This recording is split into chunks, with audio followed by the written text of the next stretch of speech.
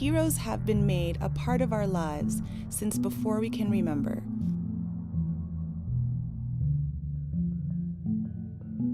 And it is not far behind these heroes that a villain lurks. Many examples in contemporary culture of both good and evil could be viewed as personified versions of animal or demon selves.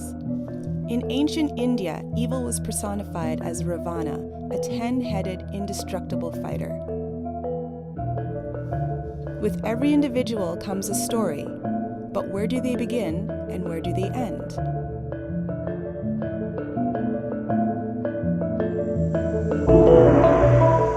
This is the tale of one such story. Not always having been a saint, it wasn't until the true love of two birds took his breath away with one fatal swoop of a hunter's bow that his fate was soon to be realized.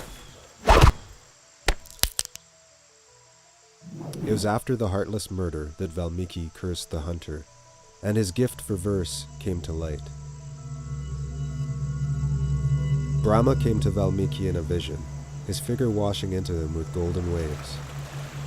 Brahma blessed Valmiki and wrapped him in a golden aura, relieving him of his sins and those of 100 lifetimes previous. Valmiki, I want you to compose the life of Rama in the meter of the curse. You will see clearly not only into the prince's life, but into this heart, and Lakshmana's, and Sita's, and Ravana's. No secret will be kept from you, and not a false word will enter your epic. It shall be known as the Adi Kavya, the first poem of the earth. It was this, the story of the perfect man, that gave birth to the Ramayana and the first epic poem recorded in history. This epic, as well as others, has lived on through its retelling. Both Shakespeare and Mozart are known for their timeless compositions. However, as time has passed, we have also come to know these stories not only through their original mode and method of storytelling, but also through contemporary retellings. From oral traditions to written traditions, as technology has advanced, so too has the mode and medium of sharing information. Information has become easily attainable, and original ideas have become precious. The notion of intellectual property has become more important as the remix and mashup take over. The sacred nature of epics such as the Ramayana are in no way comparable to today's YouTube mashups. But why is that? Whether we call it respect or Dharma, there must be a reason for holding such reverence to one story, while having no qualms in reinventing another. And what is intellectual property, and how can stories such as the Ramayana be owned by anyone when they are retold by everyone? Intellectual property is a very intriguing concept, but it's also a very problematic one. One way to define intellectual property is that it's creations of the mind. It's ideas that people have that can take form of songs or stories or inventions. A particular way of thinking about or doing things all constitute a kind of intellectual property. In the Western world, intellectual property is defined in such ways as this. Everyone is familiar with copyrights or patents or trademarks and so on. And each of these identifies and serves to protect particular kinds of intellectual property. Where it becomes more difficult to define or to understand is when we move out of the Western legal realm and look at how other peoples around the world conceptualize what we would say is intellectual property. So, for example, in many Aboriginal or Indigenous societies, there is no real distinction between what we would call intellectual property, which is ideas, stories, beliefs, and so on, and what we call cultural property, that is things, such as artifacts. Traditional stories, for example, traditional knowledge, all constitute a kind of intellectual property not covered by trademarks or patents. And in some cases, those images are today found on t-shirts and other kinds of products that are widely marketed, much to the dismay of those people for whom those designs represent very important, often spiritual values. So this is one of the areas that we find a big disconnect between Western legal policies and traditional cultural values, or what we call customary law. Although some traditions hold their cultural property very close, certain forms of stories, such as the Ramayana, are meant to be retold.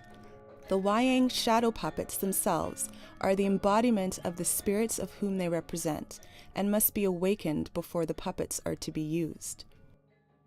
In the case of the shadow puppets, it's not only the responsibility of the museum to exhibit them as here are examples of Indonesian culture, as part, in other words, as kind of public education, but the museum really has a responsibility to the puppets themselves, which are the embodiment of these beings from the epic times. Retelling stories in our own words has also become a part of pop culture, with remixes and mashups running rampant. Intellectual property is something that everyone recognizes as soon as their intellectual property has been threatened. How many of you guys here actually do download music off the internet right now? Tell the truth. Do you guys, how many of you guys actually think that when you're downloading your music that you're stealing it? Laws on music and video downloading have brought further attention to the rights and boundaries of intellectual property, as well as the question, who owns what and why? Because things change, new technologies emerge, and stories are told in new ways. And the fact of the matter is cultures change. I mean, how people do things, how they think has changed ever since there have been people around. What's acceptable and what's not? Really, the only ones who can answer that question are the ones whose culture are being portrayed. One interesting example from British Columbia is the work of Aboriginal artist Brian Youngin. He's an Interior First Nations person, and he's perhaps best known for his recent work in taking the image of Northwest Coast masks, the carved wooden masks that I think many people are familiar with, and he's recreated them. This is playful, this is innovative, this is a lot of fun. And it's also kind of appropriation if we want to look at this through a strictly academic lens. But again, the question comes to the Northwest Coast peoples whose culture included manufacturing and using these masks and all the stories that go with them. Is this appropriation to them? In Valmiki's epic, the Ramayana told the tale of many characters, many of whom followed their Dharma, or righteous path, and in turn showed us how to do so as well. Valmiki himself followed his Dharma by composing the longest epic known to man, as was requested by Brahma himself. Is it possible nowadays to follow our Dharma and create new ideas while maintaining a respect for the old? Do you think creative thought is possible without the aid of previously constructed material? How can you make your mark in an original and creative way without overstepping legal or cultural boundaries?